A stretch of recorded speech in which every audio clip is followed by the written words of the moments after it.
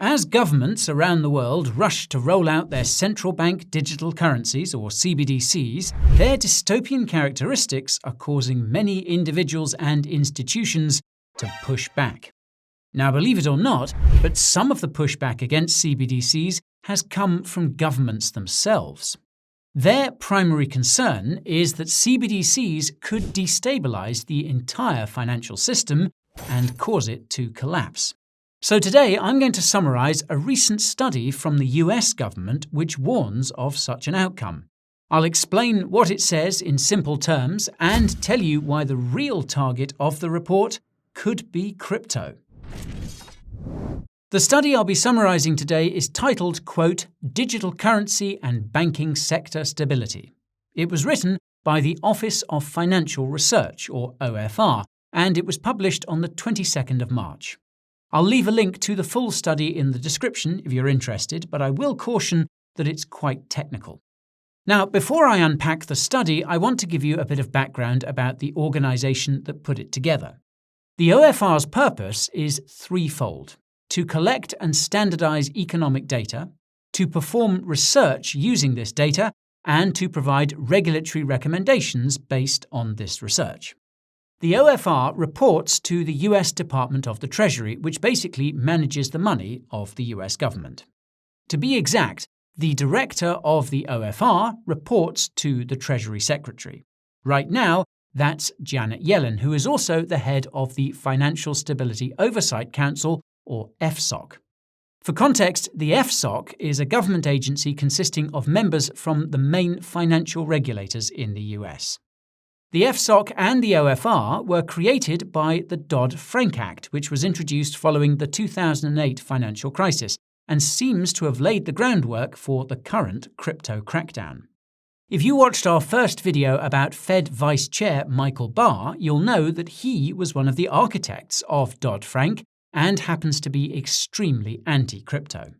You'll also know that Dodd-Frank created the position of Fed Vice Chair for Supervision, the one which Michael now coincidentally holds. If you watched our more recent video about Michael Barr, you'll know that he also appears to be one of the architects of the ongoing crypto crackdown in the USA. You'll also know that the FSOC has been actively discussing the cryptocurrency crackdown in recent weeks, and it seems that the OFR is involved. Now, the director of the OFR is currently James Martin. In a November 2022 speech, James specified that one of the OFR's focuses under his leadership would be the financial stability risks posed by cryptocurrency. As such, it's safe to assume that the OFR is involved in the USA's ongoing crypto crackdown. It's also safe to assume that the purpose of this crypto crackdown is to get rid of any crypto companies and projects which compete with the Fed's FedNow payment system. FedNow seems to be the first step towards a full-blown digital dollar, and it will be launched in July. Now, last July, the OFR published a study which found that a CBDC would add stability to the US banking sector. This is why it's strange that the OFR recently published this study claiming that CBDCs could destabilize the US banking sector. It's literally the exact opposite finding of their initial study. As always, though, the devil is in the detail. The first study specified that it was about CBDCs, whereas the second study specifies that it's about digital currencies, including cryptocurrency. As you'll soon see, it seems the OFR is arguing that the ability for people to opt out of banking using crypto is a risk. Now, the study begins with a brief introduction wherein the authors admit that digital currencies could become an alternative to physical currencies. They highlight the fact that digital currency developments are taking place both in the private sector, aka crypto, and in the public sector, aka central banks. They acknowledge that the stablecoins being built by crypto are not always that stable, and that the CBDCs being developed by central banks can increase the risk of bank runs. They note that the study will focus on the possibility that both types of digital currencies will integrate fully with the financial system. For the purposes of the study, the authors assume that these digital currencies will compete with bank deposits. And if you watched our recent video about the banking crisis, you'll know that banks make money by investing deposits in other assets, and they can be temporarily insolvent when the value of these assets go down. Naturally, the authors are concerned that the ability for depositors to quickly withdraw their money as a CBDC or stablecoin could lead to financial instability as banks are forced to sell assets at a loss to honor withdrawals. Newsflash, this is basically the cause of the current banking crisis in the United States. What's interesting is that the authors predict that this outflow of deposits could be beneficial to asset prices. This makes sense given that many of the outflows from banks that we've seen so far have been invested into US government debt, aka US bonds, and some have been invested into alternative assets like gold and crypto. What's fascinating is that the authors also predict that the benefits of digital currencies to households could outweigh the financial stability risks. Obviously, they imply that this only applies when the digital currency in question was issued by the government and specify that stablecoins should be restricted. The authors then give an overview of existing literature about the subject. They reveal that all existing research about digital currencies focuses on how they could impact the financial system during good times and bad times. They believe that this study is the first to examine the effects of a full integration. Now, when it comes to their mathematical model, I must admit that most of it flew over my head, but there are a few parts that stood out to me. For starters, the model assumes that CBDCs and cryptocurrencies are equivalent. Not surprisingly, the model focuses on stablecoins that are backed by US bonds. For those who don't know, most of the stablecoins in circulation are backed by US bonds. This means that when you buy a stablecoin, you're effectively subsidizing the US government spending. Meanwhile, the stablecoin issuers make mad money from the interest rates on their reserves. This is why it's surprising that the model does not assume that stablecoins will earn interest, but does assume that CBDCs will earn interest. The model also assumes that each CBDC transaction will not be automatically taxed, which is something that governments have discussed extensively in their research. The model even makes some assumptions about how households invest their money, but that maths is way above my pay grade, I must admit. Following many more complex mathematical models and even more complex calibration, the authors finally break down the results. They analysed what would happen if the supply of digital currency in the economy increased from 18% to 26% for regular reasons, no crisis, no black swan, etc. The authors found that this small increase in digital currency supply would make the financial system less stable and therefore increase the probability of a financial crisis. It would also cause the value of bank stocks to fall, which makes sense given that banks make money from investing customer deposits. The authors also found that this small increase in digital currency supply would provide a slight benefit to households. This is due to the aforementioned increase in asset prices that would result from such digital currency issuance, and also lower levels of asset price volatility due to all the extra liquidity. The authors then showcase the risks to the financial system and benefits to households using two graphs. As you can see, keeping the supply of digital currency close to 18% would minimize risks and maximize benefits. This ties into the next section about the optimal level of digital currency supply. As hinted by the graphs, the less digital currency there is in circulation, the lower the risks are to financial stability. Conversely, the higher the digital currency there is in circulation, the more benefits there are to households. What's annoying is that the authors don't say what the ideal percentage is. They explain that this is because it's not up to them to balance the risks and benefits of digital currencies. That's presumably up to politicians. However, they do make an epic assertion. CBDCs are a bigger threat to financial stability than stablecoins. This is the opposite of what you tend to hear these days. They explain that this is because CBDCs are more analogous to bank deposits than stablecoins. This makes sense when you remember that the model assumed that CBDCs would earn interest, whereas stablecoins would not. Holding a CBDC would be the logical choice if that ends up being the case. The thing is that existing literature about CBDCs, well, at least not the central bank reports we've summarized, does not assume that they will earn interest. In fact, this literature suggests that CBDCs will actively lose value due to the taxes included in every transaction. You'll recall the authors referred to this. What's crazy is that even though CBDCs don't earn interest, are taxed on every transaction, and are unlikely to be adopted, research still suggests that they will pose a threat to financial stability.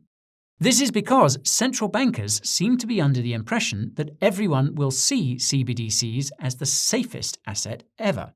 What's funny is that projections by the Bank for International Settlements, or BIS, the literal bank for central banks, suggest that only between 4 and 12% of people will voluntarily adopt CBDCs. You'll know this if you watched our first video about CBDCs. That will be down in the description. It's a really good watch, even if I do say so myself. Anyways, the assumption by the authors that CBDCs will pose significant financial stability risks seems to be a way to justify limiting the supply of stablecoins. This is because they state, quote, optimal regulation would limit the supply of digital currencies, when the only risk is coming from CBDCs. Now, this relates to the conclusion of the study, wherein the authors spell it out plain and simple. If digital currency truly becomes a part of the economy, it will benefit households by a whopping 3% and double the risk to the financial system by an equally whopping 6%, up from the 3% baseline. Rookie numbers. Jokes aside, the authors also highlight the scapegoat they created in the discussion. Quote, digital currency, whether privately or publicly issued, is likely to be detrimental to financial stability, and bank valuations can be significantly harmed, despite these harms coming from CBDCs, as per their own admission. So, this brings me to the big question, and that's what this study means for cryptocurrency. In contrast to the stated conclusion, the study suggests that stablecoins are a preferable alternative to CBDCs. That said, neither of the two are preferable if you want financial freedom in a digital currency system. I've said it before, and I'll say it again. The true definition of financial freedom is the ability to transact when you want, with whoever you want, and for however much you want. This kind of financial freedom doesn't seem all that important, but it will be when stablecoins and CBDCs become more common. That's because stablecoins and CBDCs are both centrally controlled. This means that the issuers of these digital currencies will have the final say on all of your transactions, be they stablecoin issuers or central banks. In other words, it's ultimately the issuers of these digital currencies that own them, not you. We've already seen a few stories about stablecoin issuers freezing tokens associated with illicit activity. Although I haven't seen any stories about central banks doing the same with CBDCs, their own documentation states that they will have this ability and will use it whenever they feel it's justified. If you watched our recent video about a speech given by Fed Vice Chair Michael Barr, you'll know that one of the only differences between stablecoins and CBDCs is that stablecoins will provide slightly more privacy protection. This is because governments will need legal permission to access stablecoin data. Beside the fact that most governments will spy on stablecoin transactions regardless, most stablecoins exist on publicly viewable cryptocurrency blockchains. This means that anyone will be able to see every transaction, and the mandatory KYC at exchanges means it's easier to connect crypto wallets to identities. On that note, another one of the only differences between stablecoins and CBDCs is that a digital ID is required for CBDCs to work. This is why governments around the world are so focused on rolling out digital IDs. Well, they're about to find out that the voluntary adoption of digital ID isn't very high either. Even so, there's nothing stopping governments from requiring all stablecoin issuers to conduct KYC on all cryptocurrency wallets holding their tokens. It's quite possible that this requirement is coming, and some stablecoin issuers, such as Circle, have gone ahead and created their own digital IDs to this end. So, what's the solution then? Well, easy answer: actual cryptocurrencies. That is, digital currencies that are truly decentralized from top to bottom. Now, the list of cryptocurrencies which meet this criterion is very short, and none of them could be called a currency per se. Their prices are way too volatile. The good news is that this price volatility means you'll never see a government entity publishing a study about how the circulation of these cryptocurrencies needs to be limited because they compete with bank deposits. The bad news is that this price volatility means they can't be used as currencies. So, what's needed then is a truly decentralized stablecoin that can be used as a currency. While there have been many attempts to develop such a currency, so far they have all collapsed. Proponents of CBDCs and centralized stablecoins alike have capitalized on these collapses to deter further development. The silver lining is that this isn't going to stop crypto companies and crypto projects from trying to develop a truly decentralized stablecoin of some kind. If done right, the profits will be unprecedented.